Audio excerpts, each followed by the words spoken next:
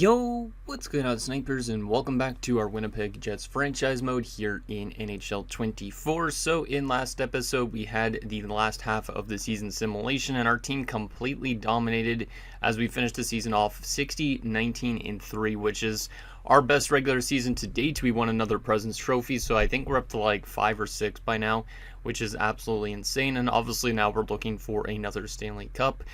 We are going to be taking on a Flames team that only went a little bit above 500, going 42, 33, and 7. So I am a little bit scared that we could get potentially cheesed. I'm hoping obviously that's not the case, because it would be nice to get ourselves back to a conference finals again, at least, considering we've been there the last few seasons.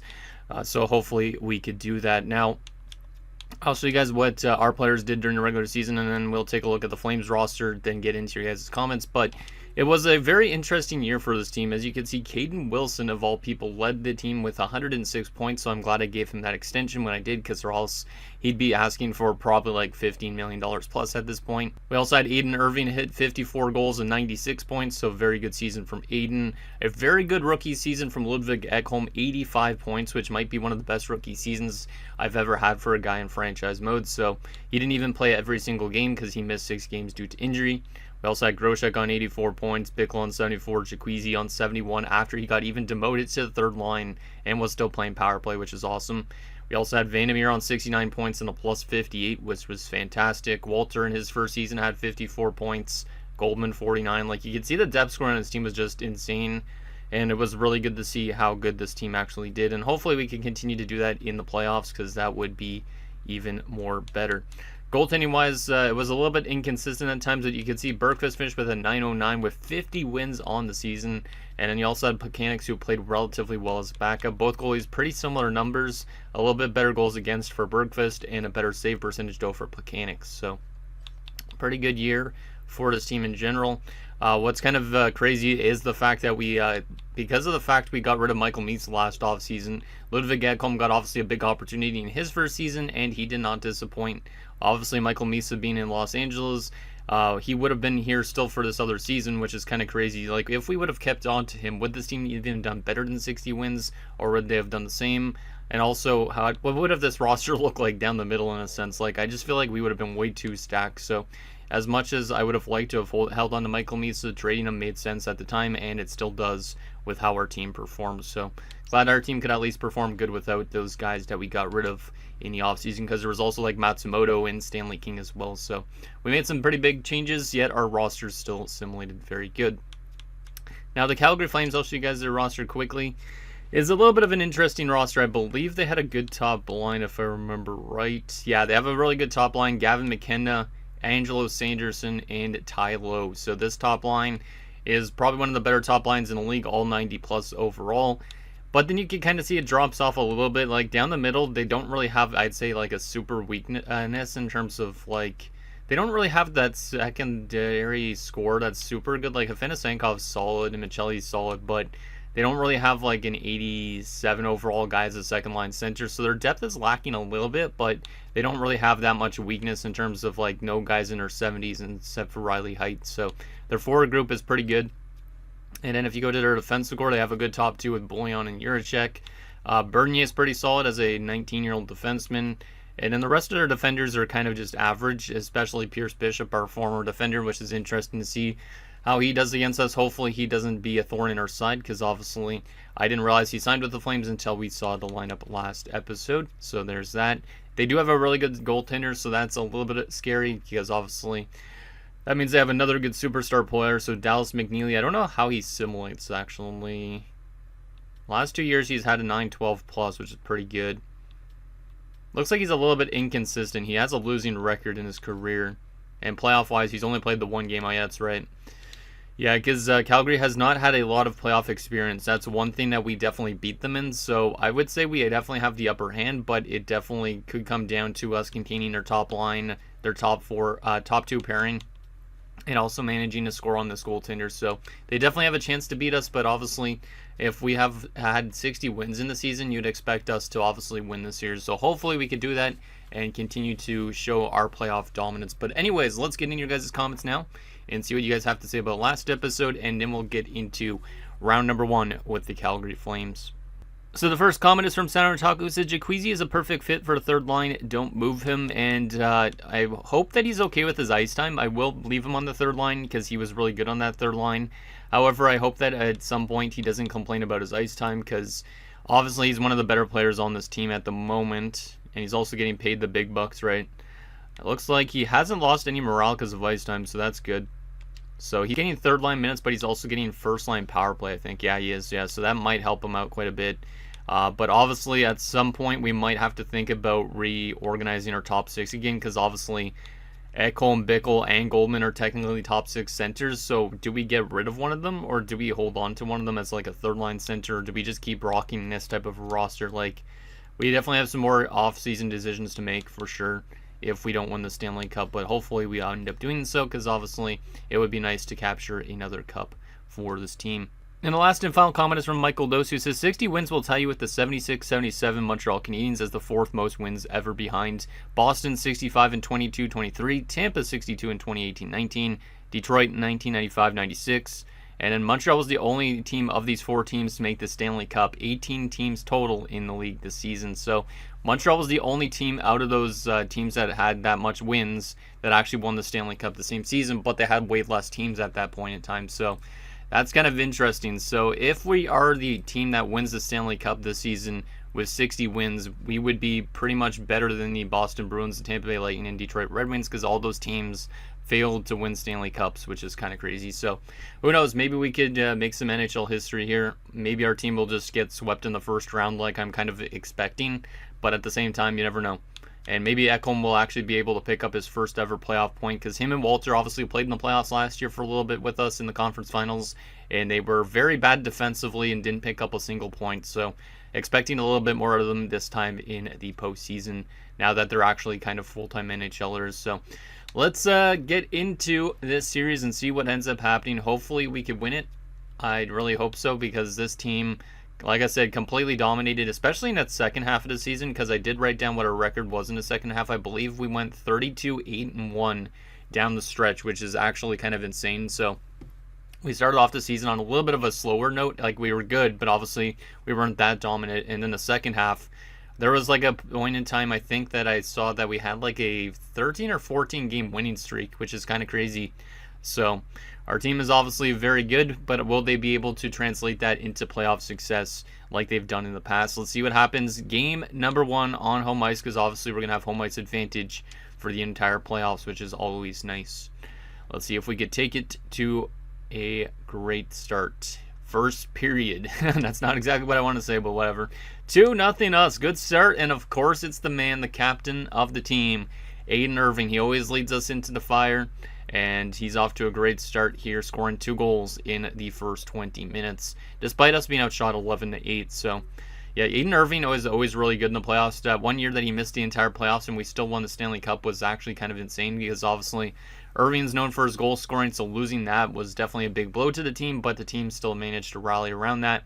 And once Aiden Irving's actually in the lineup in the playoffs, he seems to usually do really well, so that's good to see. The crazy thing is he's already, like, I think 31 years old, so he is getting closer and closer maybe to his retirement age, which is not very good. So hopefully he doesn't decline too fast, because or else that contract we gave him starting next season might not look too good. Second period. Oh my goodness, what a bad period from Bergqvist. Oh my goodness, that's not good. We had the 2-0 lead. We went up 3-0 Alexiev, but then we blew that 3-0 lead as Climie, McKenna, and Sanderson score. Bickle restores the lead for us, but then Climie scores again. So they have 2 goals from their top line, and then Climie was not a top liner, I don't think, right? I believe, what line was Climie on? I can't remember what line Climie was on, but anyways, their top line has goals, which is not great. And the fact that we blew a 3-0 lead and then we blew the 4-3 lead is not great at all. We are being outshot 25-19, but Bergqvist not off to a best of starts here in the postseason. That's been kind of a story with our goaltenders as of the last 2 years in the playoffs, because obviously Stanley King did not do good last year in the playoffs. And so far, Bergqvist is off to a bad start. So we might have to turn to mechanics for one of these games if Bergqvist continues to play like this, which is not great. Let's see what happens in this third period, see if we could get that lead back, because the Flames have been pretty damn annoying right now so far. Come on, guys, get that lead back. Power play goal from Bulbrook, his first career playoff goal. Let's go, Bulbrook. Great to see. As we have another lead in this game, that's our third lead of the night. So, power play again for us. We do not score there. Final few minutes. Just kill it off, boys. Kill off the time on the clock. You got this. Thank you. Let's go. A 5-4 win. Not the most textbook first game of the playoffs, but at least we were able to get it done. Because obviously blowing that 3-0 lead was definitely a scary thing for our team, but our team managed to just put it to the back of their minds and still play some decent hockey. So we win 5-4 in game one, outshooting them 34-31. Not too bad. Obviously, goaltending needs to be better, and defense needs to be a little bit better too. So Irving from Bickle and Jacuzzi, Irving from Bickle and Goddard, Alexiev from Bulbrook and Hansen, Bickle from Wilson and Goddard, and the game-winning goal, Bulbrook from Ekholm and Walter. So Ekholm and Walter picking up their first 2 career playoff points is great to see, but obviously somebody on this team had to have been badly minus, my guess. Let's see. Yeah, Jacuzzi, Walter, and Eberle. So the third line was -2, and then you had Goddard, who was -1, but did have 2 assists. Ekholm was -1 again. Seems like always every time Ekholm and Walter play in the playoffs, they're minus after a game. Like last season, they were minus every single game, and so far it's the same thing here. Bickle the first star of the game, Irving the second star, and Bulbrook the third star. All right. Do I keep Bergfist in net after a game like that? Well, I mean, since we won the game, I'll keep him in, but obviously if he plays inconsistent again in game 2, we're going to have to make some defensive changes, and also probably we might end up going back to mechanics for a change if that happens. But at least we won game 1. Let's see if we could play a better defensive game in game 2 and make me think twice about making some adjustments. Let's see what happens. Come on, guys. Let's take that momentum from that 5-4 victory. First period of game number 2. 2-0 us again. A good start again. So we're having some good starts, which is at least some positive. Walter scores his first career playoff goal, which is nice. And then Goldman scores as well. Shots are 13-5 in favor of us, so a pretty dominant stretch of hockey there. Hopefully we do not let them back into the game like we did last game in the second period, because that second period was definitely a bad period. The first and third were pretty good, but the second wasn't. Can we find a way to get a third goal and also not let them get on the board? Second period. 3-2 us. Another meh second period. I don't like that they've been playing good against us in the second period, as Greer made it a 2-1 game. Ekholm makes it a 3-1 game, but Xavier Bourgault, exactly 2 minutes later, pulls them within 1 again. Shots are 20-19 in favor of us, so it's a pretty even game in terms of shots and goals. We need to find a way to get that fourth goal. Like, it's nice that Ekholm and Walter have their first career playoff goals, but we need to find a way to get another one or two, because we know the Flames could all of a sudden kind of burn us, so to speak. So hopefully we do not let them burn us in this third period. Hopefully we have a third period like last game where we scored a goal and played good defensive hockey. So let's see what happens in period number 3. Come on, guys. Let's get that fourth goal. Let's get it done. And let's just lock it down defensively too. Let's go. Philip Groshek makes it 4-2. Power play for us. We do not score on it, but we do have that 2-goal advantage. Walter scores his second goal of the night to make it 5-2. That's a big goal from Walter. And your Winnipeg Jets are going to take both of their home games and be 2 wins away from the next round. Aiden Irving adds one with 12 seconds left. He didn't need to do that, but the captain has no respect in his bone. He doesn't care. He just wants another cup, he says. Final shots 35-26 at the end of it, and we win 6-2. So another great offensive game and a much better defensive game, I'd say, than last game for sure too, which is always good. So Walter from Eberle and Jacuzzi, Goldman from Groshek, Ekholm from Goddard and Goldman, Groshek from Ekholm and Vernarski, Walter from Jacuzzi and Eberle, and Irving from Wilson and Bickle. Also, my voice keeps on almost trying to die on me, which is kind of frustrating. We only took 1 penalty in that game, so very disciplined as well. That's a very nice thing to see. Any minus players? No minus. That's good to see. And goaltending-wise, yeah, pretty solid effort there from Bergfist. That's exactly what we kind of need from him. So hopefully he continues to do that. 3 stars of the game. Goldman the first star, Walter the second star, and Ekholm the third star. Not too bad. Yeah, very good offensive start to the series for us as we have now scored 11 goals in our first 2 games. We've given up 6 goals, which is a bit much, but we've been able to score a lot too, which is good. So hopefully we continue to play good defensively like we did in Game 2, because obviously if we go back to where we were in Game 1, that's a little bit risky. Anything we want to do going into Calgary? I don't think so, right? Bickle's leading us currently with 4 points through 2 games. Every other series in the Western Conference is tied at 1. But then the Eastern Conference is mostly 2-0. I wonder what's going to happen with Buffalo, Anaheim, and that's pretty much it. Like, I'm wondering what's going to happen with those teams, because Buffalo's been a dominant team in his franchise mode, Anaheim's been a dominant team in his franchise mode, so they're kind of like the other teams that could win the Stanley Cup if we don't this season, my guess. So anyways, let's keep the team the exact same. We had a good defensive and offensive effort last game, much better than Game 1 in my opinion. Can we take that momentum into Calgary and get at least one win on the road? Because obviously if we lose both these games, then it's back and forth pretty much. But if we're able to take one game in Calgary, we set ourselves up for a good spot. So let's see what happens here in Game 3. Can we win on the road as well? And let's keep the Flames off the score sheet if possible. First period of Game number 3. Scoreless. Hey, I'll take that. That's not bad. We have not allowed a first period goal technically in this series, which is kind of crazy. So that's a really good thing to see. We are being outshot 15-10, but Bergfist is on his game here early on like he was last game. So that's good to see him continue to play that good. But obviously, at some point, he's going to break if we give up that much shots every single period. So we got to be a little bit better defensively in front of him and not give up as much chances on goal. Let's see what happens in the second period. Second period. 1-1, I'll take it. They did open the scoring first, and of course, it's Pierce Bishop scoring on Mechanics. Oh no. Does that mean Bergfist got injured in the first period? Or in the early stages of the second period? That's not good if he did actually get injured. But of course, Pierce Bishop had to score for the Flames against us. I knew it was going to happen at some point. But Eberle scored for us with 3:21 left. Shots are 27-23, so pretty close on the shot chart, but we are taking a lot of chances. But Dallas McNeely off to a good start in Calgary, which is not great. Can we find a way to get our first lead of the night? That was a much better second period than the first 2 games, so at least that's positive. But Mechanics being net is kind of weird. I don't know what happened with our young goaltender Bergfist. Hopefully he's not injured, because we might have to rely on our backup the rest of the way, which is not great. So third period, let's see if we could find a way to get that first lead of the night. Yes, we can, and it's the captain again, but then Elias Pettersson answers right back, of course. It's weird seeing Elias Pettersson as a Flame, and they get their first lead after, actually not their first lead tonight, but Renault makes it 3-2 Flames. Do we have a response to that? Come on, guys. Do we have a response? I know we have goal scoring in us. Penalty kills. Stop taking penalties late in the game, and Afanasenkov makes it 4-2, and he scores another power play goal as we lose 5-2 in Calgary. That's not ideal.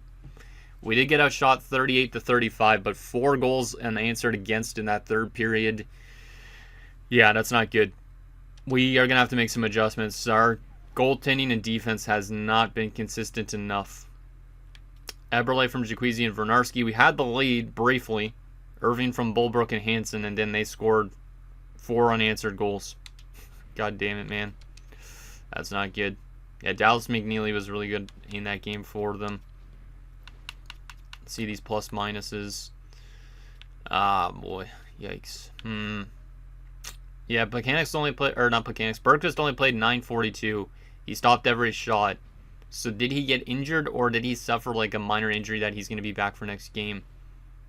Let's see. Okay, he didn't get injured. That's good. Well, he might have got injured, but he missed the rest of the game after making 7 consecutive saves. So you could kind of say maybe that is why we lost the game, is because Mechanics had to be put in it. But also, who knows, maybe not. Maybe not. I am going to make some defensive adjustments, though, because obviously our defensive play has been a bit inconsistent here in the early stages of this first round. So let me take a look at these plus minuses on the defensive core. They're not that bad, to be honest, but we have been scoring goals. Goddard is -2. I don't really know what I could do. Let's go Louis Vara up and Vernarski down, just to try and help the morale a little bit. Yeah, oh yeah, Mechanics was actually terrible in that game. He lost us that for sure. Trying to think of what else we could do here. Any badly minus guys on the 4 group here? Not really. Kind of surprised on that. But we have been able to score a lot of goals. I might just keep the 4 group the same because the offense has been solid. It's just more the defense and the goaltending that I'm a little bit weary about. Yeah, I think I'm going to keep the rest of that the same. So only a little bit of a defensive change, and then we're obviously going back to Bergfast in this game because Mechanics was trash after he replaced him due to a minor injury. We'll see what happens in Game 4 because obviously if we lose this game in Calgary, like I said, it's like back and forth pretty much. But if we win this game, we have a chance to close out the series on home ice, which would be nice. So do we have a better response to us in Game 4? Obviously that last game was definitely our worst game of the series. Can we play good in Game 4, or will the Flames be able to win both their home games just like we did? Hopefully not. First period of Game 4. 1-0 Flames. That's our first time allowing a goal in the first period as low scores. That is a top-line guy. We're not being outshot. We're out shooting them 14-7, but we are down 1-0. So not the best of starts for Bergfast, allowing 1 goal in less than 10 shots. And we have nothing on 14 shots. I'm kind of feeling a little bit weary how the series is going to go the rest of this way, but who knows, maybe we'll have a good second period in us and get some goals back because our offense is kind of drying up these last 2 games because we had only 2 goals last game and we have nothing so far here. So it would be nice, obviously, for our offense to just show up in a period for a change like they were doing in the first 2 games of the series. Second period. 2-0 Flames. Greer makes it 2-0. Shots are 24-19 in favor of us, but we're down by a pair of goals. Oh, man, we might have to readjust the offensive core, too, to try and get it to spark a little bit. Like, Wilson has been pretty quiet considering he had 106 points in the regular season. Like, I don't think I've seen him on the score sheet so far here in this first round, which is not great. So I'm probably going to have to make some offensive adjustments for the next game back on home ice, but let's see if we can find a way to claw back into this game in the third period. It's only 2 goals, so maybe we could still come back, but it's not off to a good start here in Game 4. Come on, guys. Calgary's been a tough team on their home ice so far. I could give them that much. Come on, guys, please. Power play for us. We do not score on it. Dallas McNeely's all of a sudden playing really good, too, which is not ideal. Final few minutes still down by a pair of goals. And unfortunately, we're going to lose Game 4 2-0 as we got outshot. Or we outshot them 36-31. And we don't score a single goal. So the Calgary Flames have tied the series. That's not what I had in mind. And yeah, our offense has definitely been a little bit quiet as of late. Yeah, that was Lowe's first goal of the playoffs. So that top line guy only just scored his first goal. Yeah, we have a tie series. That's crazy. McNeely the first star, Lowe the second star. Bergfast had a good game. I'll give him that. At least he kept us in it, but our offense just could not find anything. So we're going to make some offensive adjustments to see if we could get our offense going again because we only have 2 goals in our last 2 games after we scored a total of 11 in our first 2 games. So obviously we're a good offensive team on home ice, but in terms of the road so far, not so much. So let's go to headlines here and see what we could do to spark things a little bit. I think this is the point where I go back to Jacuzzi in the top 6. Which might be somewhat controversial, but I think it's probably the right move.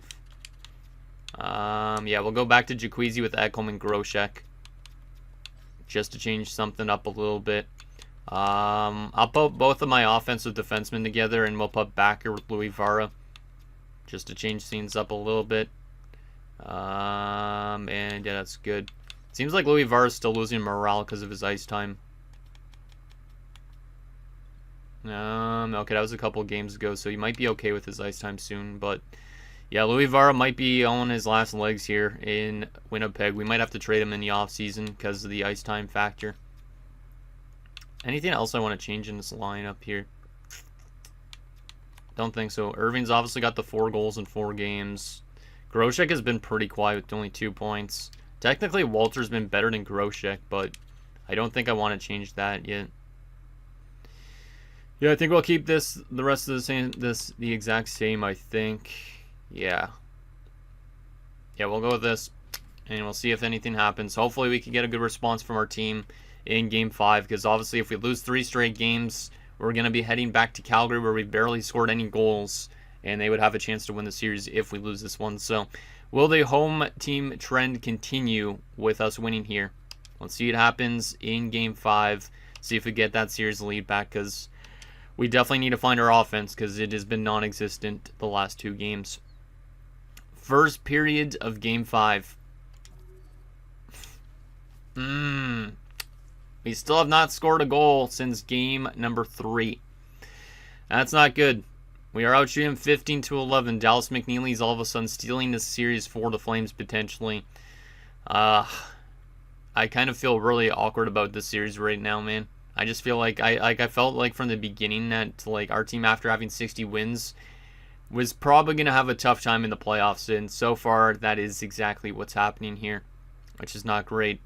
Carpentier with the opening goal in that first period. Shots are 15-11, but we have yet to score a goal. Can we finally get a goal in the second period? Because we have not scored in, I guess now 4 periods. Maybe, actually, yeah, 4 periods. Since that third period goal from Aiden Irving that took us to lead briefly. And then they scored all those unanswered goals. Come on, guys, please. Second period. Hey, let's go. There's the team I know. There is the team I know. They were quiet. And then I guess I came into the locker room and beat the crap out of every single one of them and told them to smarten up. Wilson ties the game up. He had not scored, I think, in the series up to that point. So, big goal there from Caden. And then Eberle scores to give us the lead. That's his second goal, I think, of the series at least. And Jacquezie gives us a 2-goal advantage. Nicely done, Jacquezie.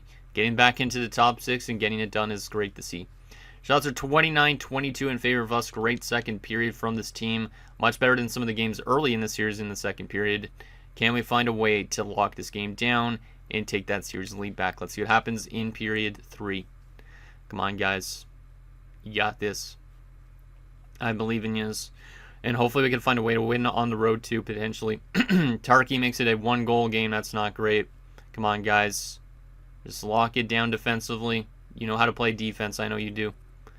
Final few minutes, and a huge goal from the clutch man himself, Aiden Irving. Goldman gets an empty netter. We win 5-2 in a crucial Game 5. Aiden Irving, that was a clutch goal to give us the 2-goal advantage. Shout out to the captain, and we do win another game, and we are 1 win away from going to the second round, but obviously we got to find a way to win in Calgary, or else we're going to go to a Game 7.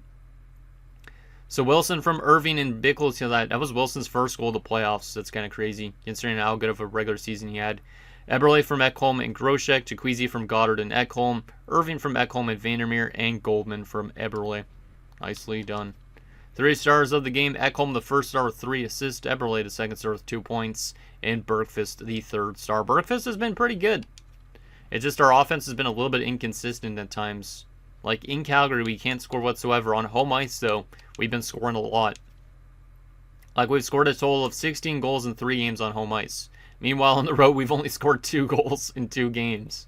So this game must change things, or else it's going to go to a Game 7 on home ice, and who knows, maybe the script will flip where the Flames can win on the road, because I have seen that happen before. So a little bit skeptical still, but hopefully our team can find a way to win this series, because if we don't, we'll be packing our bags way earlier than expected, as Michael Misa is going to be going to the second round with the Los Angeles Kings. Good on him. Anaheim is up 3-2 on Vancouver. Colorado's up 3-2 on Chicago. Not surprised on some of those. Detroit's up 3-2 on Pittsburgh. Buffalo's on the brink of elimination in the first round. That's a pretty big surprise. Philly's up 3-2 on Columbus, which has Matsumoto, I believe. And then the Islanders are up 3-2 on their rivals, the Rangers. Okay. Well, let's keep the team the exact same, and let's see if our offense could actually show up on the road, or are we going to go to a Game 7 back on home ice? Come on, guys, you got this. We have the experience. I know it's been a bit of a tough series, but we definitely could do this. Let's find ways to score in Calgary and not let Dallas McNeely steal another game, okay? Let's got this. We got this. First period of game number 6. 2 on us. Hey, that's a good start. That's our best road effort so far. We have tied as much goals as we had in Game 3, so that's good to see us scoring here early on the road. Climby opened the scoring for them. Around a minute later, Aiden Irving, of course, ties it up. The captain has been very good here in the early stages of this first round. And then Goldman has scored as well. Shots are 11-11 after one, and it's a 2-1 game for us. So our fate is in our hands. If we can find ways to score a couple goals in the second period, we will definitely have a feel safer thing for the third period. If the Flames are able to get back into this game, though, it could be an interesting third period and all that type of thing. Come on, guys. Just don't let them score in the second period and find ways to get a couple goals of your own and play good defensive hockey. Second period. Yeah, let's go. That's the team I know. Groshek and Walter, 4-1 lead going into the third period. We're finally having a good road effort in terms of goal scoring. It's about time. You know, you couldn't contain this team for too long. Those line adjustments we made on forward seem to have helped for sure. And we are a period away from going back to the second round. Shots are 26-21 in favor of us. Now we just need Bergqvist to play good in the third period like he's been doing last few games and lock this one down. Let's see what happens. It's good to see our offense return to form as Gavin McKenna makes it a 4-2 game, scoring here early in the third period. Power play for us. We do get a goal, and it's the clutch man himself. Aiden Irving's been fantastic here in this first round. 7 or 8 goals in this first round, I think, alone is awesome. And we've scored 5 goals a lot of times. Angelo Sanderson gets the Flames on the board again to make it 5-3. Quinton Eberle scores another goal to make it 6-3. And that will be your final as we are headed back to the second round after the Flames gave us a little bit of a scare when they won both their games on their home ice in Game 3 and 4. Let's go, boys. So, Irving from Bickle and Vandermeer, Goldman from Goddard and Eberle, Groshek from Ekholm and Scarlett, Walter from Vernarski and Eberle, Irving from Jacquezie and Bickle, and Eberle from Goldman and Louis Vara. 3 stars of the game. Eberle the first star, 3 points. Goldman the second star, 2 points. And Irving the third star with 2 goals. Nicely done, boys. Nicely done. That was an interesting first round. A little bit inconsistent in terms of offense, but if our offense scores 5+ goals, we win most of the time, which is good. Because in terms of this series, in terms of goals, I think we've scored 10 goals, 22 goals. We scored 24 goals in those 6 games, which is pretty damn great. And then in those losses we had, we only had those 2 goals, though, which is kind of crazy. We gave up a total of 4, 6, 11, 12, 13, 14, 15. We gave up 18 goals, though, which is quite a bit. That's an average of 3 goals a game. So we need to be a little bit better still defensively, but hopefully that's coming in the next round. Let's take a look at our player stats as Anaheim is going to round 2. That's interesting. So Anaheim continues to be a dominant team in this franchise mode. But let's take a look at our player stats after round number 1 here. And yeah, exactly as expected. Let's just go forwards. Aiden Irving leading the way with 7 goals and 1 assist only in 8 points in 6 games. So 7 goals in the first round, fantastic. 1 assist, obviously he's more of a goal scorer, so it makes sense. But Aiden Irving is on a mission so far here in the early stages. Eberle has been great as well. 8 points in 6 games. He's showing that he does not want to be dealt in the offseason, but if we have to cap-wise, we might have to. Ekholm on 7 points. He's been pretty good. Bickle on 7 points. Jacquezie on 6. Goldman on 5. Our top 6 is doing well. Except for Groshek, I'd say he's definitely been the worst out of the bunch. And then Walter honestly could be in the top 6 based on his play. But everybody on the forward group had a point in that first round, which is great. And every single player on the forward group had a goal. Yeah, every single player on the forward group had a goal except for Akeem Hansen. So, forwards-wise, we're doing great. Defensively, Goddard on 5 assists in 6 games is nice. Vernarski on 3. Vandermeer only had 2 assists, but he's definitely going to come alive soon. We know it. Scarlett with 1 assist, Louis Vara with 1 assist, and Backer with nothing. So Backer's the only player on our team so far that didn't have a point. Which makes sense because he's a DFD, though. Goaltending-wise, Bergqvist was pretty good. Obviously, his first game of the series wasn't super good, I think it was. But since then, 915 save percentage through 5 games, or 6 games actually for that matter, because he got yanked in early stages of the game. 2.53 goals against average, so Bergqvist doing his job.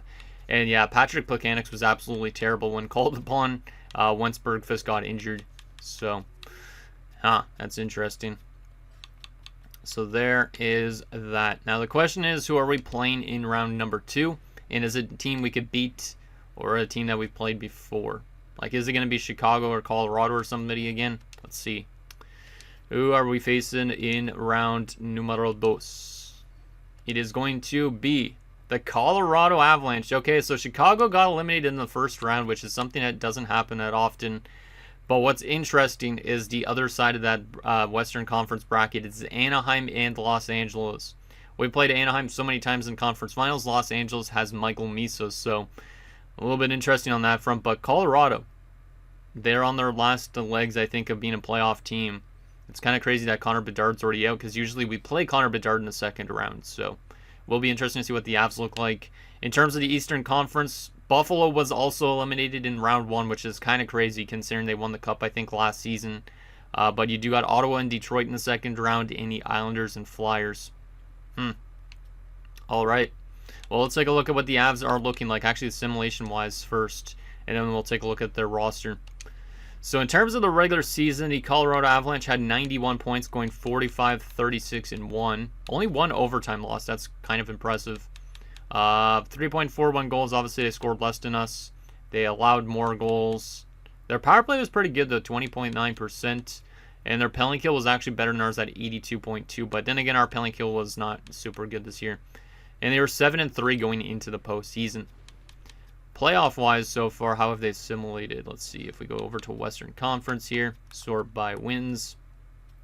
They won their first round series in 7 games. They were scoring 4.43 goals per game, so better offensively than us, but worse defensively.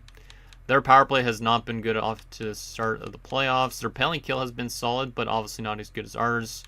And they are very good on the road so far. Not so much on home ice. All right. So what is Colorado looking like at this point in time? It's been a while since I think we played them in the playoffs, because I don't know if Cale Makar even is still playing. I think he probably is, but I don't know how low of an overall he is now at this point. So Colorado, top line, Bill Sweeney, Otto Stenberg, and Dawson Mercer. Interesting top line. Otto Stenberg is pretty good. Mercer's solid. Sweeney's solid too. Second line, Brent Dhaliwal, Shane Pinto, and Jonathan Likiramaki. Okay. Third line, Stanislav Komatov, Miguel Marquez, and Julian Fairchild. Of course, Julian Fairchild has to be in Colorado now. We dealt him to Arizona, and he signed there in the offseason in Colorado. 42 points this year, minus 16 though. So far has 5 points in 7 playoff games. He obviously won a Stanley Cup with us, so he does have some Cup championship pedigree. And then a fourth line of Dominic Mira, Bernard Stutzel, and Mika Lutinen.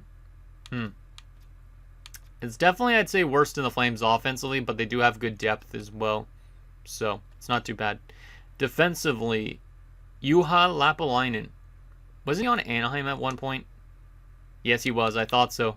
I thought I remember him from like playing with the Ducks on the top 6 pairing a couple times. So shout out to Juha Lapalainen. Cale Makar still at 90 overall at 38.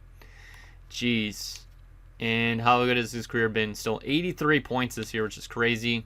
6 points in 7 playoff games. Oh my goodness. Still over a point per game in the NHL, regular season-wise and playoff-wise. We got to watch out for Cale Makar for sure. Second pairing has Rene Belfoy. And then you also have Bowen Byram.